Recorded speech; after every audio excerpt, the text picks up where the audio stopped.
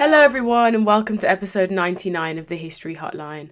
This episode today is a special one. It didn't come out on the date it usually does, for which I do apologise. But I kind of wanted to release it in the kind of midst of everything that is happening with industrial action at the moment.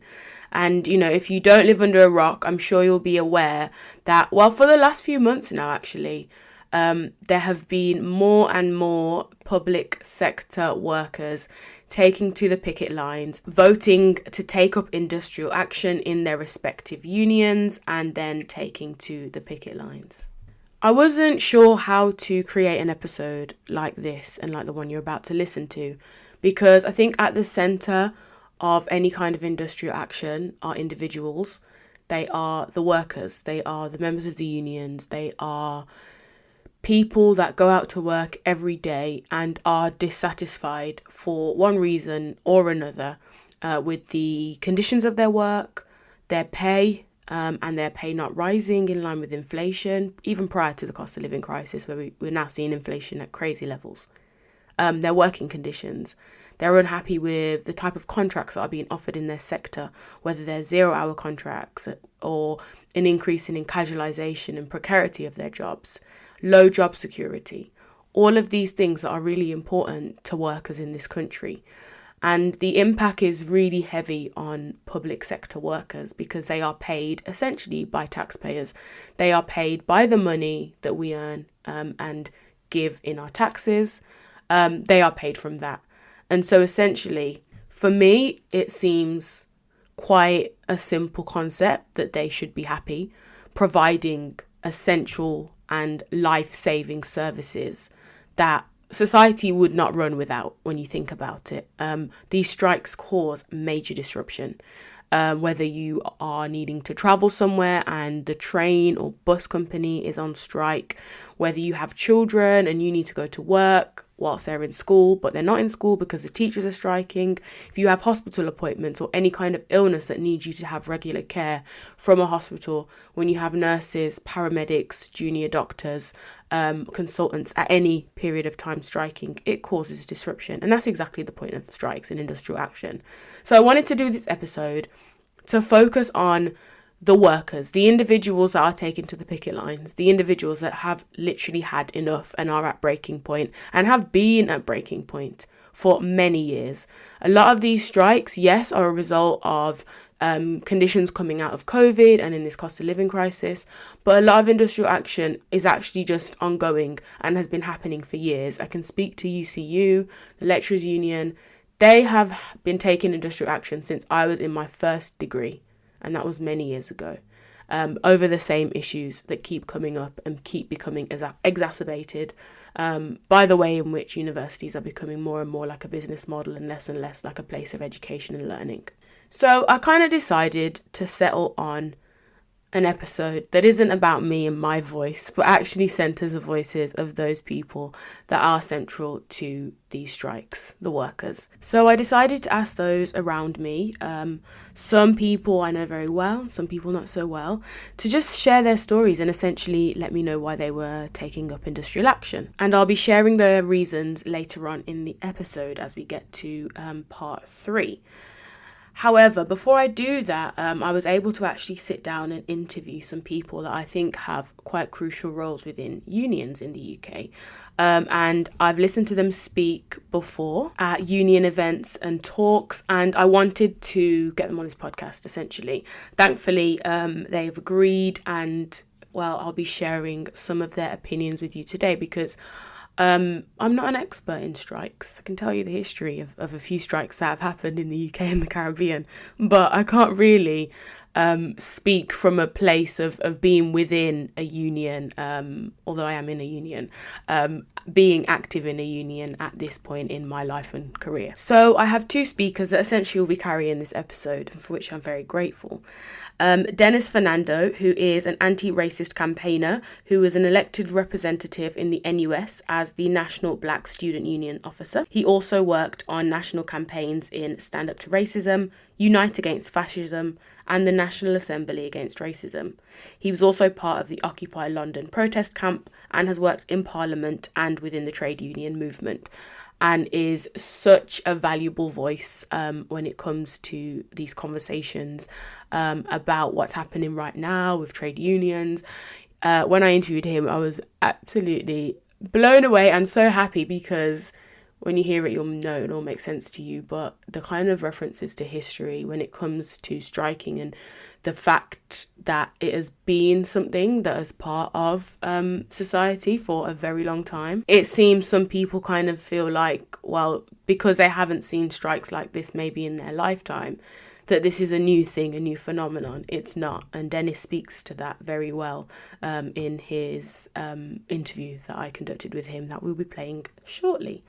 The second guest I have on the podcast today, Holly Cooper, is a queer, disabled, Black British historian. They are halfway through their first year of DPhil studies at the University of Oxford, currently researching community histories of the outer inner city, focusing on Coventry and Warwickshire.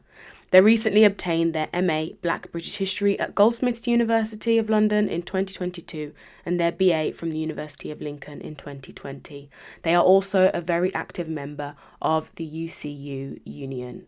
Thank you. Thanks, Denis, for joining me here today.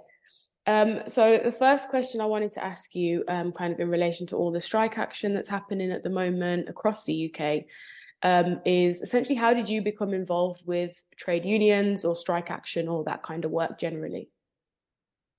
So I used to be the US Black Students Officer, and the National Union of Students is kind of the equivalent of a national trade union of sorts for students. It advocates to government, it works with member student unions around the country, it provides services to students, so like, the NUS discount card. And so the trade union movement regarded the NUS kind of as, and still does, kind of as the kind of equivalent of representation for students. And I used to represent, I was elected to represent Black students in Britain, so African, Asian, Arab, and Caribbean descent students. And so my interactions with them were like, it was brilliant to have a kind of a work-based body because many of our members also work. So it was brilliant to have a work-based body which also chimed with us, which advocated with us, which spoke at our conferences, which invited us to their conferences. So it just helped you feel like you were part of a bigger movement, and that there was an outside world, outside the student movement, which advocated and kind of and had your back. I also was very involved in the anti-racist movement. So I worked for a while in the National Assembly Against Racism. I was just very aware that when Stephen Lawrence's family were not being heard, so in the days before the public inquiry, the Macpherson report, which led to the declaration of institutional racism, one of the biggest organizations that actually supported the Lawrence family was the Trade Union Congress, the Trade Union Congress. And what that body does is it amalgamates all affiliated trade unions in the country. So it's like a unified network of all the trade unions, and they have a very large congress where they all come together, and the Lawrence family actually spoke to this congress, and that helped to mount pressure to call for the public inquiry, which they eventually got. I've seen that with other families, like the Justice for J. Abertan campaign, which was in 1999, just as the Lawrence inquiry was being published. Ironically, a black man in Brighton was killed, and the Public and Commercial Services Union really championed this case because J. Abertan was a PCS member. So that link is all the time being made. Our members are facing these attacks, racist attacks, other things, and we need to advocate for them as best we can. Listening to Denis's story about his introduction, about how he kind of became involved with trade unions, actually made me think about my own. And for a second, I thought, Yeah, actually, joining the NUS when you become a student, for the most part, is kind of my first like active recollection of me personally being in a union. But I actually remember as a small child, accompanying my mum on protests that the teachers' union, the NASUWT, were conducting, and I can't really for the life of me remember how many years ago this was. I think I was in secondary school. I could have been in primary school, but being part of, I think it was a protest in regards to pensions and pay, which is essentially what a lot of the protests are still about today and strike action.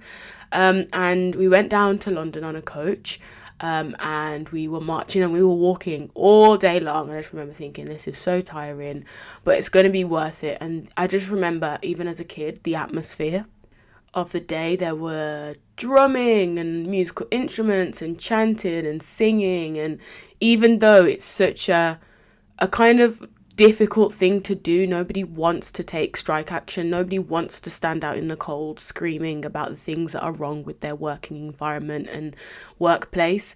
But even kind of amongst that, and in the midst of that, there was this kind of collective spirit about it all, and it felt very comfortable for me even as a kid, who might have been a bit like, oh, too many people, too many crowds, but I wasn't really that kid anyway. And so that was kind of my first, I think, experience of unions, and I've also always understood the importance of them. But I think some of the conversations I've had with people maybe my age or people that work within the private sector and have jobs that come with so many benefits and perks, they don't always understand the importance of unions. And I mentioned at the start that it is just public sector workers that are taking industrial action. And I just wanted to correct myself essentially, because that's not the case.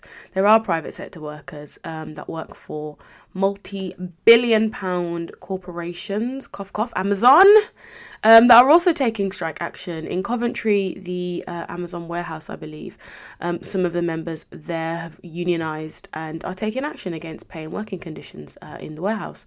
So it is not just something that's impacting public sector workers, although they tend to be the kind of largest group of people that take industrial action. And I asked Holly a similar question, and it was something I kind of in part knew the answer to because I'd spoken to her about it before. But it was also interesting how her kind of family background and experience impacted her decisions to be part of unions today. So I grew up with trade unions. I grew up in a very working class environment, where the majority of my family belonged to their unions. My granddad was a union representative for his warehouse branch growing up. And my mum was a trainee nurse and going through working with the nurses' unions when she was training many years ago. And I sort of grew up around the victories of trade unionism. So, what can happen when a collective comes together to fight for the rights of many? And it was very empowering. There isn't that much empowerment really growing up very working class. So I found this almost something I could resonate with so highly. And with the vast amount of unions and union membership across the country, it felt like you were a part of something a lot bigger than your council estate or your family. So I sort of grew up with the very basic idea of trade unions. But when I started my MA in Black British History at Goldsmiths, University of London in 2020, I actually got involved with trade unions. So before I started my MA, I was in different sorts of employment, working in supermarkets, hospitalities, and through that, I was part of my trade union.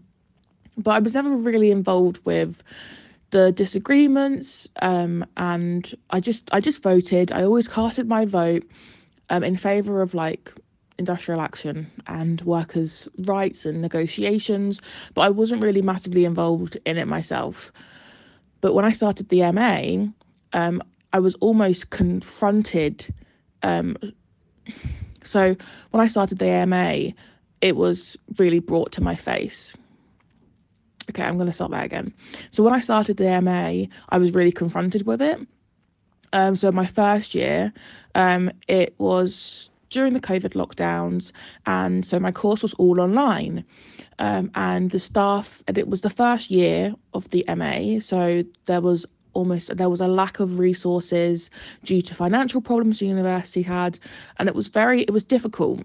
And amongst all of this, the senior management team at Goldsmiths announced that there were going to be redundancies. And this was crazy, especially the MA that had just started in its first year was to be faced with redundancies.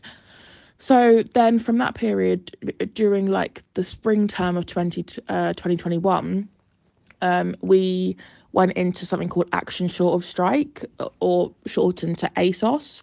And that was basically you'd only work to your contract. So you wouldn't do any unpaid responsibilities or responsibilities that weren't explicitly named in your contract. So you just did the bare minimum almost, which should be what staff are doing anyway. There's almost this expectation that everybody should be doing above and beyond and making sacrifices in higher education. But that's just so incredibly unsustainable. So that was the first year. We did several weeks of ASOS, and it kind of went a bit quiet. And then as soon as we came into our second year, the lecturers of the Black British History MA received redundancy letters during Black British History Month. So that was a massive shock. So in October, it was the start of the brand new academic year, and all of a sudden, all of my teachers who I admired so much were being faced with potential redundancy. So as a result, I was already quite involved with the union at Goldsmiths in my first year, but in my second year, everything at the university kind of opened back up again. So I got significantly more involved with the Goldsmiths UCU, which is Universities and Colleges Union. And from that point, I've sort of been stuck in the UCU. I am very passionate about it. I've always been quite involved in branch activities, even as a student. And it's something that I feel that all students and staff should be involved with. Even if you hear quite a lot of the time that people say, I'm not striking, I'm not part of the union because the problems don't explicitly affect me. But you're not striking for yourself. You're striking for the greater community. You're striking for your lecturers. You're striking for your friends. You're striking for your tutors and your supervisors. So that's sort of like the massive thing that I work on with the union, is trying to communicate that message to people who are undecided or stand back. An important point to be raised: strikes are about the greater good. They are not just about the individual striking, because in a lot of cases, change does not come in this very day. It might come next week, next month, next year. I mean, that might be optimistic when we think about the government we have in power now. But it is very important to note that whilst so many people are stepping onto picket lines because they personally feel like they're at breaking point, or they personally feel like they've had enough, or are struggling to see how they're going to continue on in this field, or, you know, be able to live with the security that they need to maintain mental stability and that kind of thing. Actually, a lot of people stand on those picket lines and take that pay cut in order to ensure that things are better for the next generation of their profession. And my second question to Holly and Denis was essentially, why are trade unions so important? And they both speak to this so well, Denis using historical examples to do so, because strikes and industrial action and trade unions have been around for a very long time. Trade unions are important for a variety of reasons, from solving workplace disputes to support with injury in the workplace, to taking legal action against your employer for discrimination or anything else. But what trade unions have been seen for most at the moment is industrial action, aka going on strike. What has historically happened within the workplace is the employer has always sought out to isolate the employee. This is from a variety of things, and more recently, working from home has contributed to this isolation.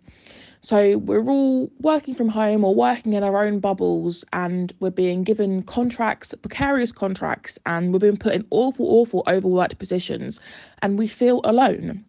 We feel alone, and we feel ashamed for being in this position, for having how many years of qualifications and education, to, being in this position where you are overworked and you're depressed and you don't earn enough money to support yourself and you're having to go to food banks.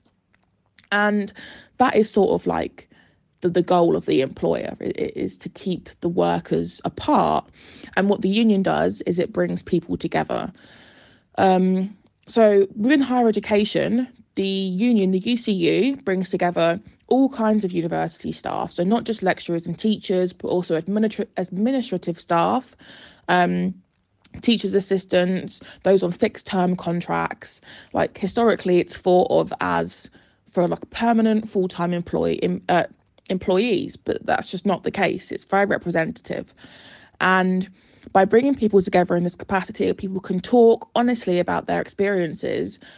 We're all it's a very empathetic environment. We're all feeling each other's pain, and we're all being educated. So we're being educated and informed about what's happening within the workplace that you might not see because it's not in your department, or because you're a full-time employee, a full-time permanent employee, and you don't really mingle much with temporary fixed-term contract workers. So it sort of brings everybody down to the same level, the level of the worker, it's a very unifying experience. They say there's strength in the union, and that's true. Most breakthroughs found within the workplace have been fought for by the union. So together we're fighting for not only our rights as workers, but also the rights of everybody else.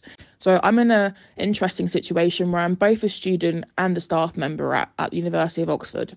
And being in this position, I've been able to see the sides of both stories. So I see what it's like to be a student, having lesson time cut, not being able to meet with your tutors, not being able to cross picket lines, but also as a member of staff. So being on the picket lines, talking with students to try and create an education of awareness of why we're going on strike.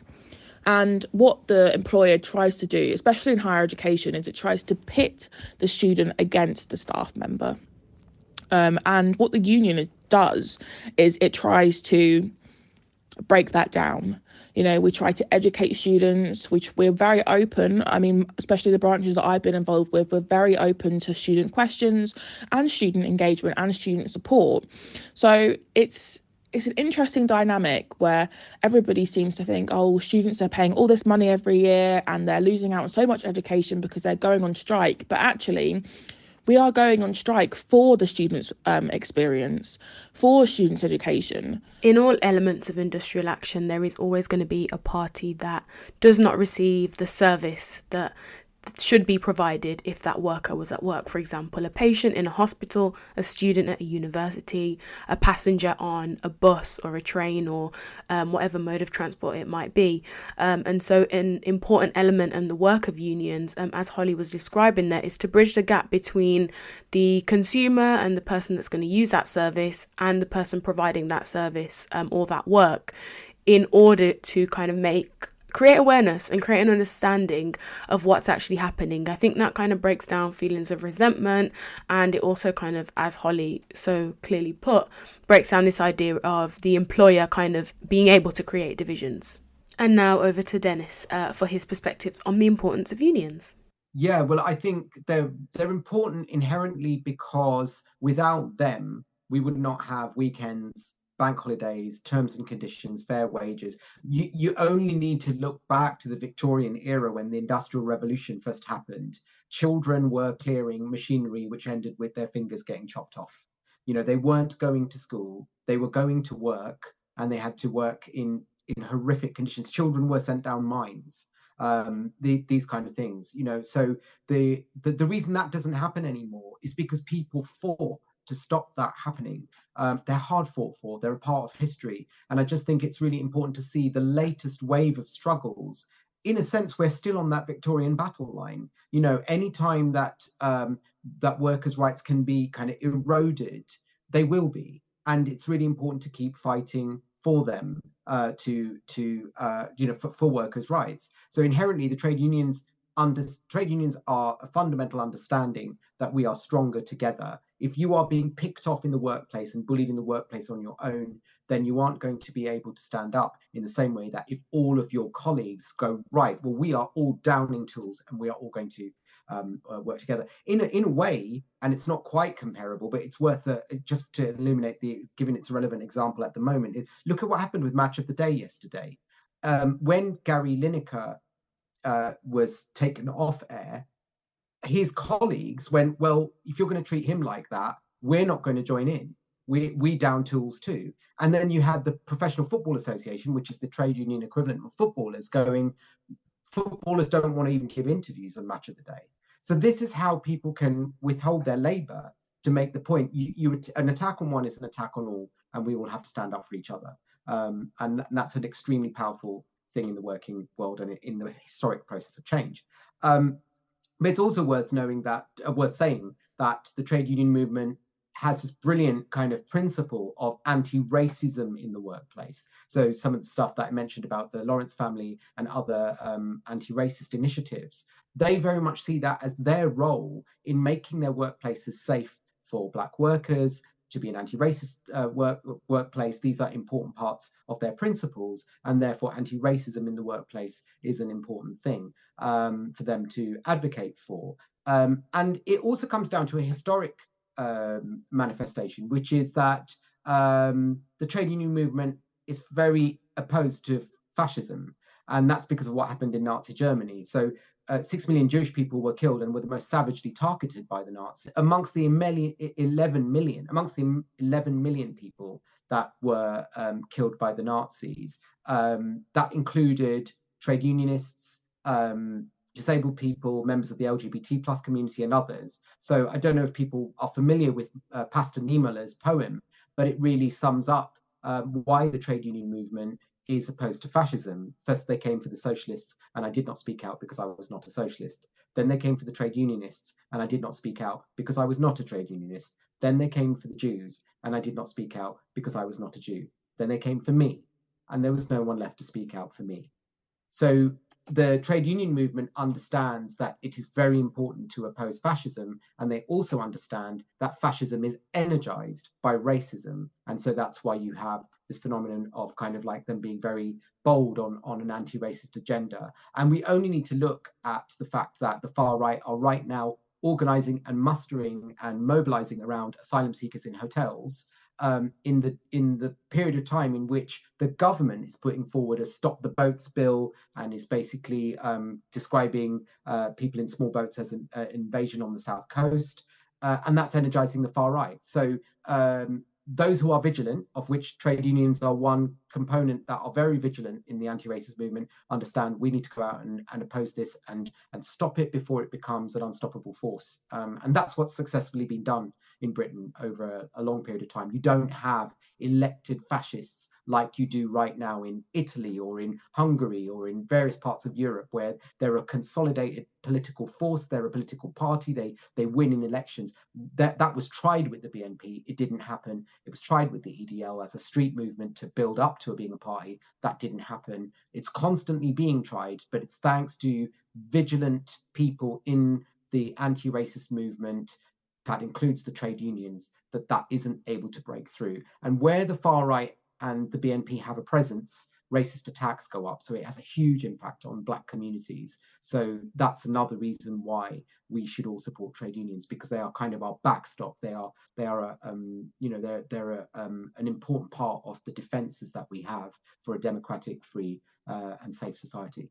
I was fortunate enough to hear Denis speak at an event coordinated by the Black Liberation Alliance a few weeks ago, which is where I was put into contact with him. And it was, I think, messages like this, things that kind of go beyond industrial action for the rights of workers in regards to their kind of direct experience in that role as a worker, i.e. pay, pensions, conditions, that kind of thing. Going beyond that, to know the history of trade unions working against fascism, against racism. And yes, there have been instances of racism within trade unions, and I'm sure they still exist today. But in recent months and years, any protest I've been to that has been normally anti-racist in its origins, they have been, and I mean by they I mean unions, trade unions, whether it's a TUC or otherwise, have been there.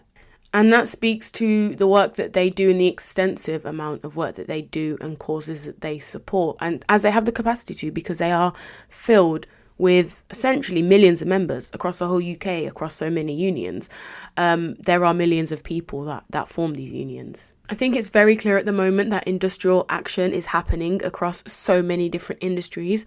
I believe on the 15th of March, there were 70,000 university workers, 36,000 junior doctors, 300,000 teachers, 133,000 civil servants, 10,000 London tube staff, around 1,000 local radio journalists and other workers across different unions, smaller unions, that were on strike one day alone.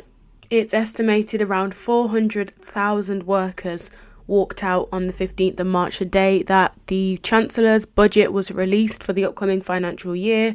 It was clear that there is so much discontent and ill feeling amongst workers in regards to the jobs that they do and the conditions that they do them in, and the way that they are paid for them. It seems as these strike days go on, they get more and more populous. It's the biggest walkout since this kind of current wave of industrial action started last year. And it just shows really that people are not backing down. And so we're going to head back over to Denis and Holly to think about why are there so many unions taking industrial action at this time. You know, what is it? What's happening? What's in the water? But also we're going to listen to some of the people that are on the picket line, some of the people that have decided to take industrial action for themselves. I'll be speaking from their own perspectives in their chosen fields and roles. We have quite a few teachers, a postman, and a medical junior doctor. And so thank you so much to all of those people, first of all, for sharing their experiences with me, strikes can be quite deeply personal. So I'm very grateful for them sharing their stories with me for this episode.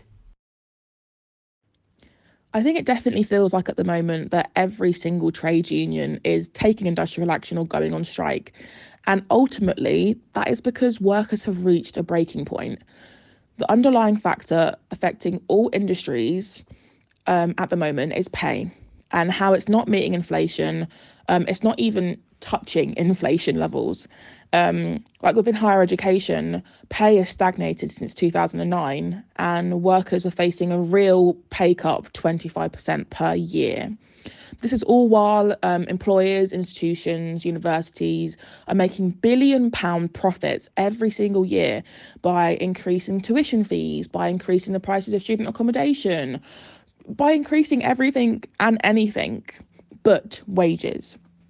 For example, vice chancellors, the people who sort of run the universities, the top of the senior management team ladder, they're making up to and beyond £300,000 a year. One person is making up to and beyond £300,000 a year. It's extraordinary. And I think what's been what's happening now, or what has happened that hasn't happened up until this point, was the pandemic. So the pandemic is obviously still very much a concern and something that we should still be paying mind to. You know, it hasn't ended. Some people are still very much suffering. And every industry was brought to its knees. Like in March 2020, every industry was brought to a halt or accelerated beyond working possibility. And it's really highlighted the precarious situation that we're all in. We're overworked, we're underpaid, and we're exhausted. And it's unsurprisingly so. We look at the great scheme of things within the government, and, you know, we've had 13 years of austerity within our leadership and our government. And they don't seem to be suffering the same way in which the majority of us are. they'll get to retire with hefty pensions and have that sort of security later on in life, whereas a lot of us won't. The state pensions, the age is rising, the contribution is decreasing. And for example, the private pension company that supports universities, the USS, has cut pension income by 35%, which is an incredibly wild situation that I don't think I have the energy to go into. But ultimately, we are being stripped back completely in terms of any sort of benefit, financial benefit or security we will get from being employed, no matter what industry you're in. And I think that's the reason why all unions are sort of taking industrial action or taking a stand at the moment. This is a breaking point that we haven't seen in years. And I think the only way it's going to change is if we almost have like a general strike. So all industries come out and support, we strike, we withdraw our labour until our workers' rights are met. So in my mind, these aren't radical asks. These are bare minimum asks to keep industries like higher education, like the trains, like nursing, like the NHS going. It's necessary. My name is Sham and I'm relatively new to teaching. Partially, I spent some time going into teaching around 2018 by joining Teach First, which was an organisation which was really there to support students who often are left behind because of an increased poverty that's taken place over the country over the past decade, really, and the impact that has had on students that will not be able to have the resources and the opportunities that they really do deserve, to be honest, in order to get the education for their future. And I thought that was a really good opportunity to jump in and get to know teaching from almost like a very personable level. Now, considering the fact that my introduction towards teaching was through a charity which mainly focused on the educational gap, largely emphasised by poverty, it's really sad to find that now, let's say like around 4 years down the line, things have quite literally just gotten worse. And it's one thing for me to say it's really sad because, see, I can reflect on that, but it's really sad to see students as young as 11, and it doesn't really matter about the ages, it's heartbreaking all around, to be quite frank, all the way up to those who are going in sixth form, etc., who really struggle over things that they shouldn't have to struggle with, that I would regard no one should have to struggle with in terms of their education, things that are really down to solutions based on funding, and also just general respect as well. And it's really dropped off over 4 years, and I can understand the perspectives of teachers that have taught far longer than myself, who have seen almost like the glory days of education, and seeing students really thrive and be nurtured beforehand, and then to be put in this position now. So the main question that many parents and carers and general people will often ask is, why are teachers going on strike? And there's quite a lot of misconceptions on that, and I'm just going to speak on behalf of the National Education Union, from my perspective at least, for why I'm going on strike. So teachers, particularly those who are members of the National Educational Union, also known as the NEU, will be taking a national strike for several periods of days during the workday of this year. And it's important to note that one of the things that I often hear on social media is that teachers almost like crave this idea of striking and they want to strike, but in reality it's actually the opposite. A lot of teachers, majority I would almost go and say, including myself, don't want to strike. And whenever there's a strike day like today, for example, it's often triggering a real guilty feeling within ourselves. But from the wider perspective, we don't want to strike, we've almost come towards a position in time where the government has given us no choice to do so, and that can be really difficult. And ultimately we're striking for education, and we want as much support for that, the education of students, the education in a whole, especially inside the UK. and for the future of the UK as well. And we really want as much support for that, despite the convenience that it will cause. And we completely acknowledge that as well. So largely we're taking strike action because as a whole, we're really concerned that the cuts towards teachers' pay and also the lack of funding for schools has contributed towards a crisis in education across the UK.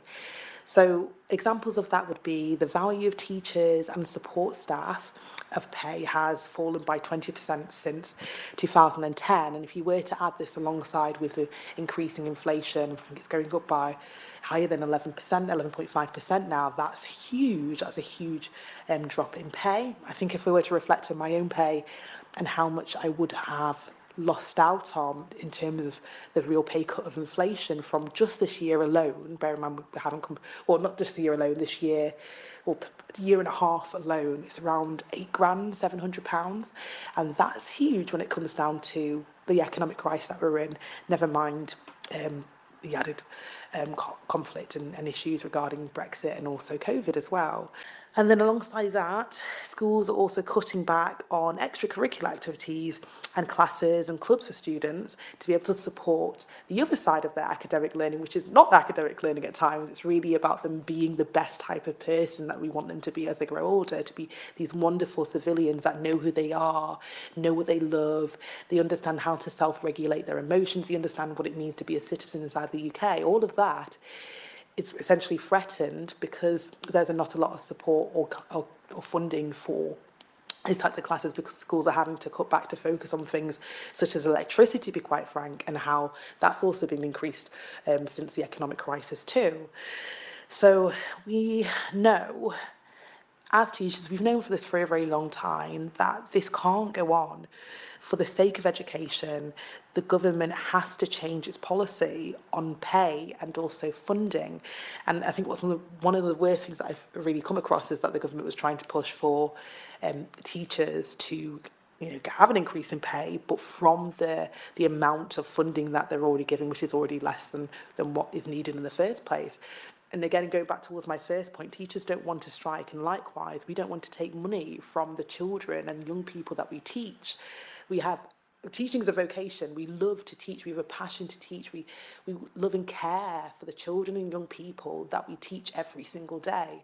And to strip money, or to expect to strip money from their funding, is the most disgraceful thing I've ever heard in my entire life. We're not going to do that, especially considering the fact that there are many MPs that have had increase in pay from before COVID even started in the first place every single year. It's disgraceful.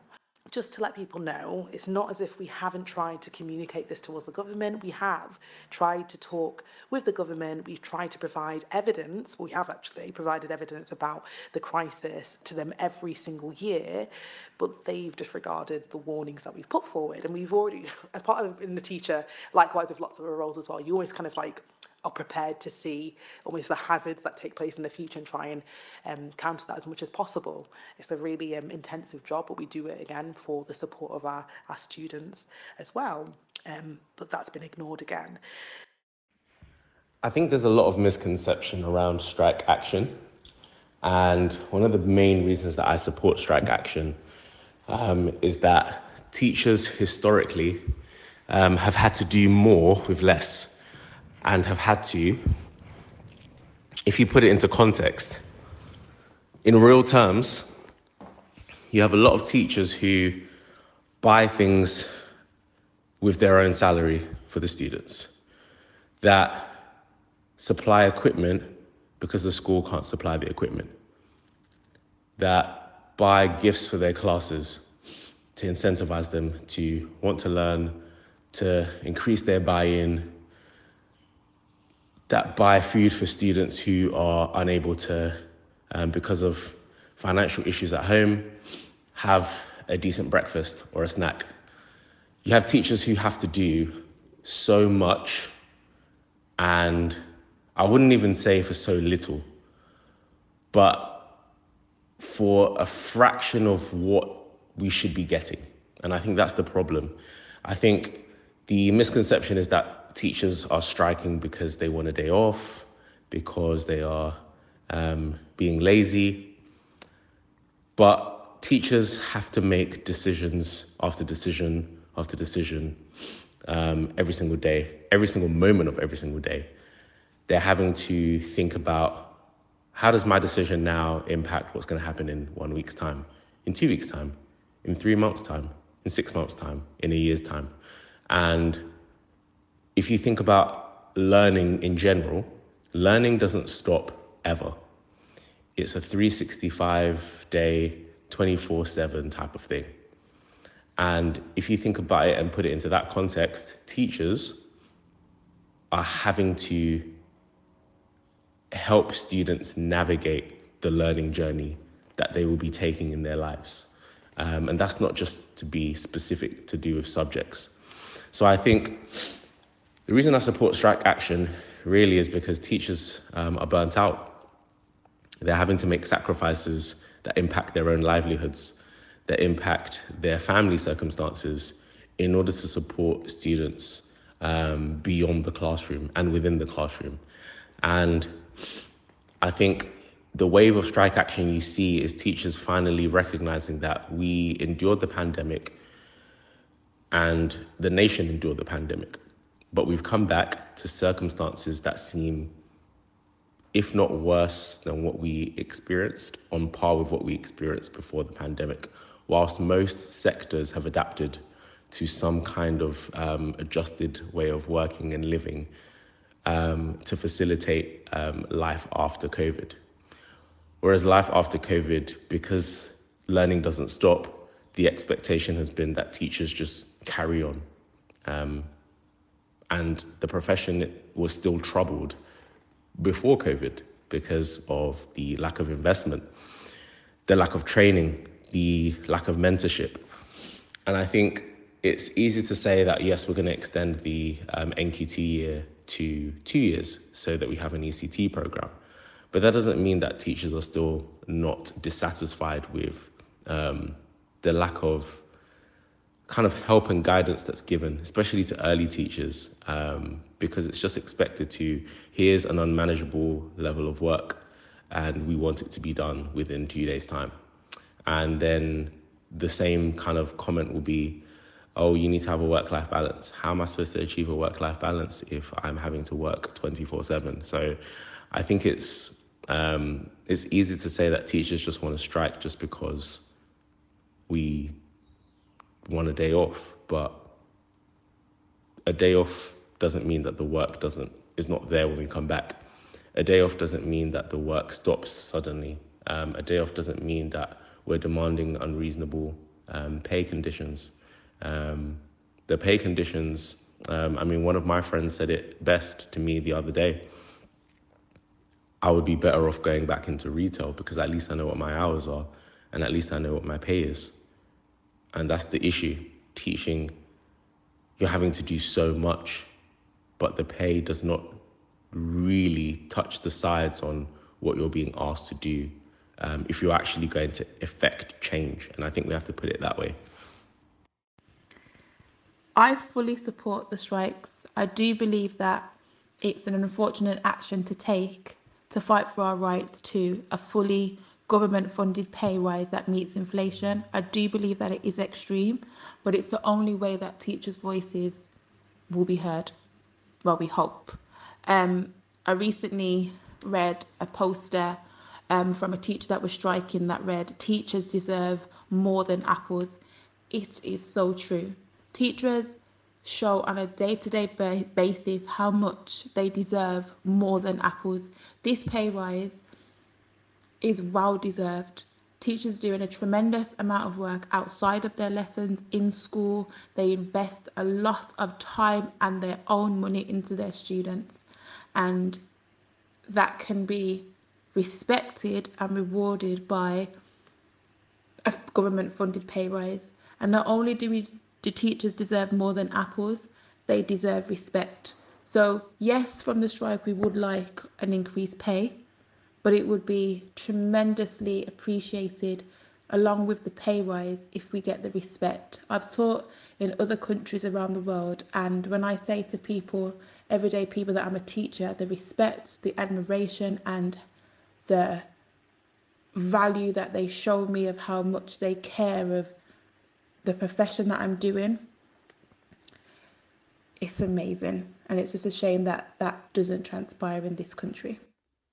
I think it's a right for us teachers to strike, because what you have to understand is the pressure that's amongst us as teachers is so big now. We are only human, and the expectation that's been put upon us is so great. I think during lockdown, this hit home a lot to a lot of parents to see how hard it is to actually teach their own student, let alone 30 pupils in a class. And pay does not even come close to the workload that we have to try and complete within the time frame that we are given. Excessive marking, menial tasks getting thrown at you, and working out of hours and not getting paid for all the work that nobody sees when you shut that front door. And that's just the tip of the iceberg. That doesn't even touch upon the amount of time that we have and the high expectations that are asked of us and expected of us. When you look at the work a teacher has to do and the impact that we've had in COVID, as key workers, we don't get paid a substantial amount of money for what we do. We are just expected to do it and be happy with what we get. We were working in the background that nobody saw, and the pay doesn't even show it. And when you look at now in the cost of living and how much inflation has risen compared to how much our wages haven't risen, it says a lot. It's only fair that us as teachers who are professionals should be paid a decent salary for the amount of work that we do, and giving up their own time to make sure that students' work is marked without pay, making sure that kids have got extra stationery that the school isn't providing, or anything that a kid needs just to make sure that they are safe and secure. That money comes out of our pocket. We don't claim that back. We don't get that back. So it's very important, for the government to understand we are human too. Money is important to us as families and to everybody. It is important that teachers get the pay that they deserve, because the work that they do is raising the next generation of students. We are in the middle of a cost of living crisis. And the most fundamental thing that's happening right now in the middle of that cost of living crisis is that the people at the top, the ruling class, the elite, are ensuring that this crisis is played out in a way that it's balanced on the backs of the people who are working and the people at the bottom of the rungs of the ladder, rather than giving over some of their wealth or some of their wealth income. So not even the wealth they have, but like the wealth income that they are making at the moment. They're calibrating society to make most people pay for it. So in the middle of a cost of living crisis, those at the top are ensuring that the crisis is being paid for by ordinary people like you and I, and like people listening to this podcast. And what that means is prices are going up, but wages are staying fixed or are going up very, very slightly, not in line with prices. So what that actually means, particularly in the public sector, is a real terms pay cut. At times we are hearing about people who are having to hold down second jobs in the public sector, third jobs, going to, health workers who are going to food banks. All of these things are manifestations of this phenomenon. So it's really interesting when you think that during the pandemic, the public sector workers kept us going. They put their lives on the line to be able to do that. Whether you were kind of delivering mail, looking after people in hospital, running the transport system, it was applause every Thursday, including by the Prime Minister. Worthy applause for people who were keeping us going. What that proved to me is that you could keep a society going with the people in the public sector. You didn't need the millionaires in the same way, right? So like what's happening now is that there's been a really quick shift to kind of demonize and to stigmatize people for daring to ask for a fair wage in the middle of a crisis. So now people are being asked to work harder for less. They're just being told to put up with energy bills, which are benefiting fossil fuel companies, which are burning the planet. They're asked to put up with food shortages. And meanwhile, at the same time, MPs are getting a pay rise on their salary, which is already over £80,000 a year. There's food subsidies in the House of Commons. I used to work in the House of Commons, and so I know that there are food subsidies in there. I never understood why, of all the people that who need subsidies, I would have thought that the homeless people outside Westminster Station needed food subsidies more than the MPs did, who were already on very, very large salaries. but that it's also the vested interest that goes on from many in government who are, holding privatization up as a way of intervening into the public sector because they're being lobbied to do such, or because they're even on the boards of private companies. And this is why the government are putting forward a bill that says stop the boats. And it's no coincidence that at the same time they're putting forward bills that both clamp down on protest and try to clamp down on the right to strike. Because what they are trying to do with those things is go, we're not the problem. The real problem is the people in boats who are invading us. The real problem is the strikers who are stopping society running, in inverted commas, as they put it. Or the real problem is all these woke protesters.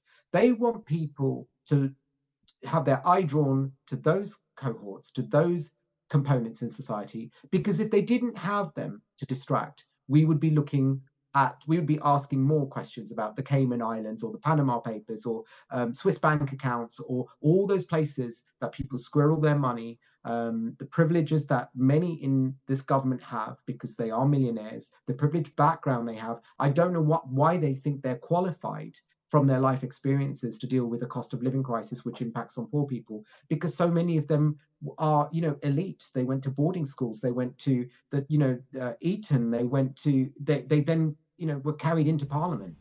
This next clip was taken from a junior doctor speaking for Channel 4 News. It's not just about the pay, but it's about the conditions that we're working in. And there's not enough staff at the moment, and we're having to handle lots of patients' care in conditions that are less than adequate. I've been a postman in Birmingham for about 5 years. A bit of backstory to why the strike started. Every year, our union and Royal Mail get together and renegotiate our contracts just to make sure we're getting paid fairly. It's usually they just match the cost of living. So this time around, cost of living went up 7%. They said we can't afford that, so we'll offer you 2%. So the union are saying, basically, you're trying to give us a pay cut because every year you find bonuses for the big bosses, hundreds of thousands of pounds, just to one person. But apparently you have no money just to pay us fairly. So we go on strike. And now all these people are complaining, talking about, oh, they don't deserve a pay rise, they don't do anything anyway. All this foolishness. But when COVID happens, who's the key worker? Who's the one outside when there's a deadly virus going around to deliver all the stuff you're ordering? Boris Johnson talking about the nation wouldn't run without us. But when it's time to give us a pay rise, oh no. They don't deserve it. They don't do anything. So which is it, fam? Let us know. We'll be on strike until then. I really couldn't have said any of that myself, I'll be honest, and I couldn't have said it as well as those people did. And that's primarily because I don't do the jobs that they do. I don't go into the fields that they go into every day and do the work they do for the pay that they receive following on from a pandemic where they worked just as hard, if not a million times more than everybody else, keeping this country going. Society was literally run on public sector workers during the pandemic. A lot of other fields were furloughed, i.e. non-essential in many ways, and other fields were able to continue the work they were doing from home, and it didn't rely on them to go outside and risk their lives and the lives and safety of their family to keep society at large running and keep people safe. Teachers were in schools, the postmen were out, doctors and nurses were in hospital, and you know the rest of the story because you were all there. But I just wanted to take this moment to say a very big thank you to Sham, to Rachel, to Zach, and my other two teachers, one from Birmingham, one from London, and of course to Denis Fernando and Holly Cooper.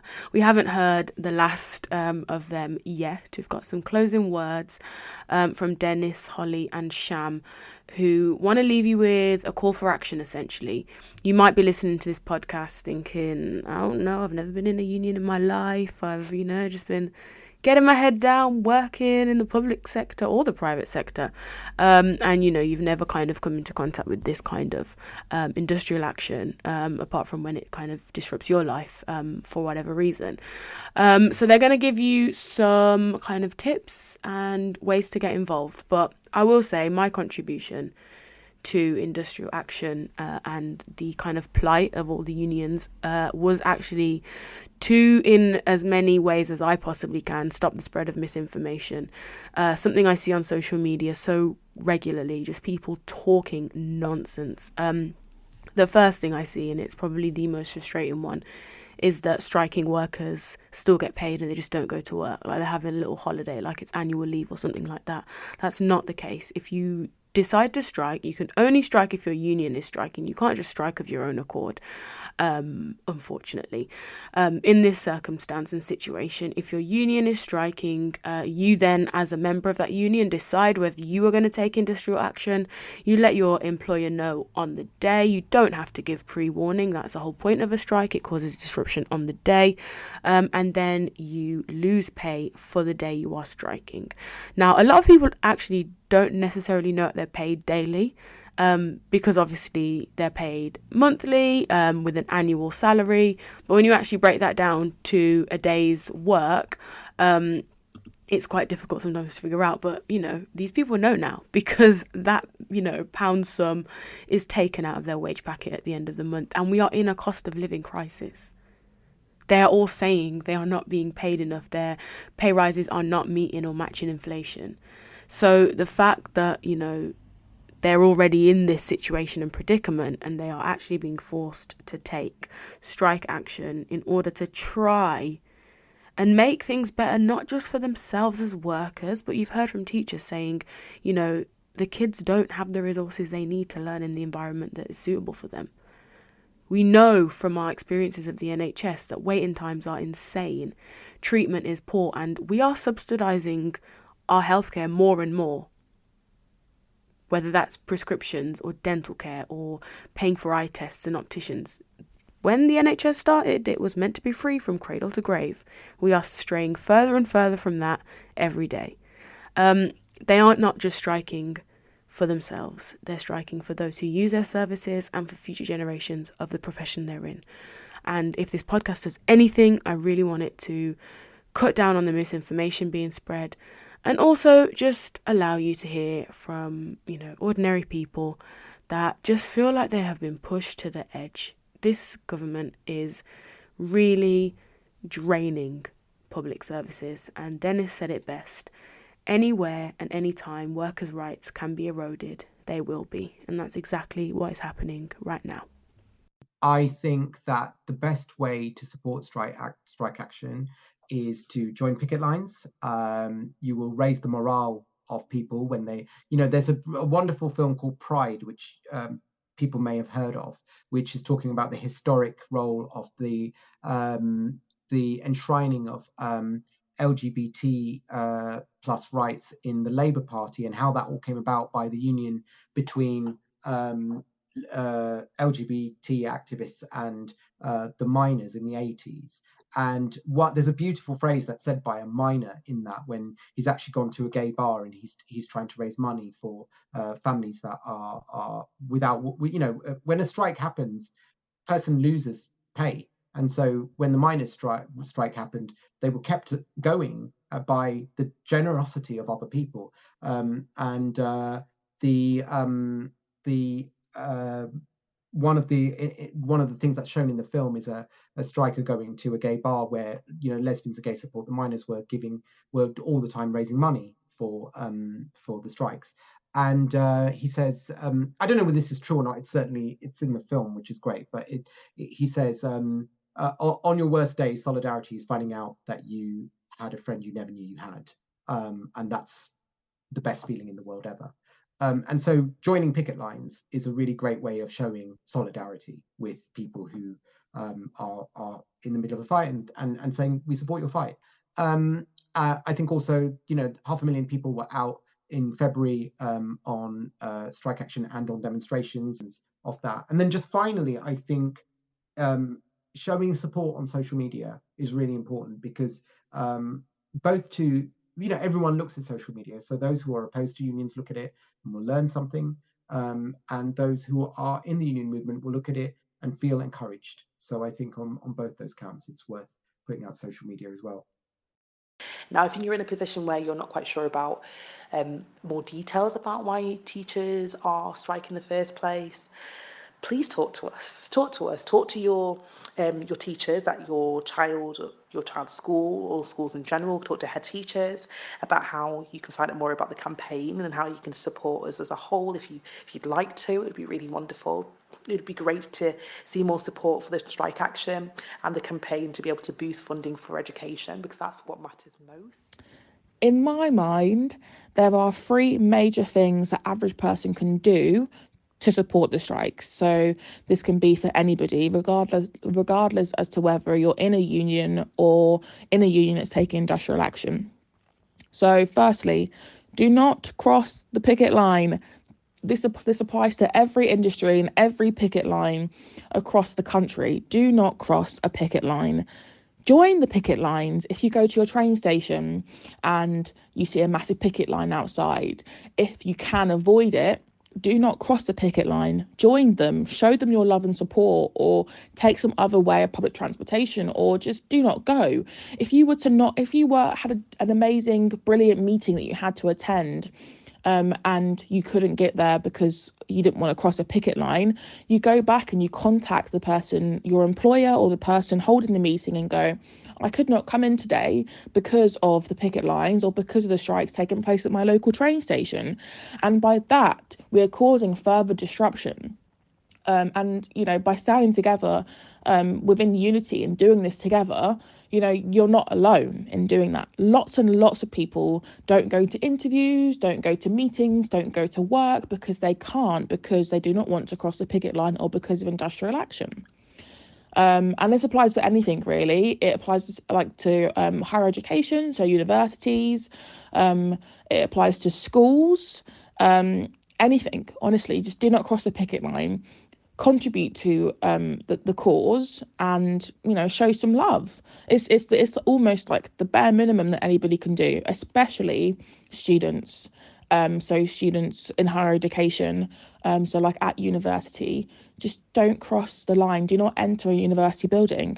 You can enter coffee shops, you can enter your student union. If you're at a university that has colleges, you can go to your college. There's so many places you can go that's not crossing a picket line. So just don't do it. Secondly, be informed. So misinformation is a massive thing that causes conflicts between the unions and employees, or the unions and wider society. The employer and the government want to turn the people against the trade unions. They want to tell people, oh, well, you can't receive emergency healthcare because the nurses are going on strike, or you can't, there's 100 different things that they'll try and do to create the tensions between the wider society and the trade unions. And don't fall for it. Be informed, stay educated, stay knowledgeable. And you will see that in most cases that's not the case. And once you take it out of the perspective of yourself, you'll understand that this is a much bigger picture. This is a joint fight for all. And the last thing that I would encourage anybody who has the means to, but again, this is only for people who have the means to, is donate where you can. So most union branches, most central union bases will have a hardship fund or a fighting fund or a strike fund that people can donate to. Anybody can donate to. I know the UCU, anybody can donate to the UCU. And it's this strike fund that goes towards reimbursing striking members of staff who are going to miss out on a lot of money and be in even worse living conditions, because of losing out on their salaries. And it goes to reimburse them and to support them while they're striking. which I think is so important. You know, I urge all permanent full-time members of staff who are on healthy salaries, who are able to do so, I encourage you to donate where you can. And if you're in a union branch that has not, or in a union that has not voted to strike, you can donate to a union that has voted to strike. And yeah, those are the three things that I think anybody can do, the average person can do, to support the strikes. And together, the dispute will end. If we all rally together and show the support and show the love for each other, the dispute will end and we will have better working conditions for all. And that's ultimately the goal. When people ask, why should we support the trade union movement? This is all disruptive, you know, and all of those kind of things. It's really important to understand the historical nature of meaningful progressive change. It often comes from mobilization like this, disruptive mobilization like this, you know, inconvenience, if you want to put it that way. But the bigger gain that is won as a result of the disruption is important to clock. So, for example, look at the suffragettes. They were called the terrorists of their time. Look at the anti-apartheid movement, the LGBT plus liberation movement, and the Black Lives Matter movement. What's the common strand amongst all of these? In their day and at their time, they were going up against parliamentarians, against lawmakers, and against law enforcers. They were troublemakers, and they were talked of in such ways as being troublemakers. But now, when we look back, no one in their right mind would agree with apartheid, except, of course, racists and fascists. No one would say, oh, we should go back to a system of men only having the right to vote. There's a statue to the suffragettes in Parliament Square. There's a statue to Nelson Mandela in Parliament Square, who was locked up for being a terrorist. And if you backed Nelson Mandela in the 80s, you were supporting a terrorist. So I think we've got to understand that this is the way the system gets better. This is the way change happens. Elements of the system challenge what's wrong in the system and make it better. And that's what's happening right now with the strikes. And that challenge is at times painful. It's at times disruptive. It's at times, it's a thing that can be easily stigmatized if we don't understand the arc of history that it's a part of. Thank you so much for tuning into this episode. And again, I thank all of my special guests, Holly Cooper, Denis Fernando, Sham, Rachel, Zach, and the other teachers that spoke on this episode today. Thank you all so much. It could not have been done without you. And thank you for your patience. As you know, this episode came out on a Thursday instead of a Tuesday. But thank you for sticking with me. If you have listened to this episode, I really doubt that you could still be sitting there with your headphones on or your speakers blasting this episode out thinking, oh, these strikes are nonsense. There's a no way. If you do, then I've done a terrible job. But I think surely there's been something in here for everybody to resonate with, you know. There's so many industries and so many fields that are just not going to be continuing to run at the level that they're running at now. Absolutely on its knees is the NHS and teaching and the railways and the post office and so many other industries are going to follow. And these are essential services that we cannot live without. And we just cannot have running at a bare minimum and at low capacity. Our society and this country works so much better when its workers, its taxpayers are happy. And I hope that the government see sense. I really do. I don't hold my breath and expect it, but I really hope and pray that change comes and maybe things like this. And if we all kind of continue to push hard and to apply pressure, things may change in the future. But thank you so much for listening to this episode. Thank you again to all my guests. I hope you have a wonderful week and join me next week for episode 100, which I'm quite excited about, but also it's come around very quickly. 100 episodes already. This is number 99. So yeah, well, we'll see what next week will bring. But I hope you do enjoy this episode and have a wonderful week. Thank you so much for listening. Goodbye.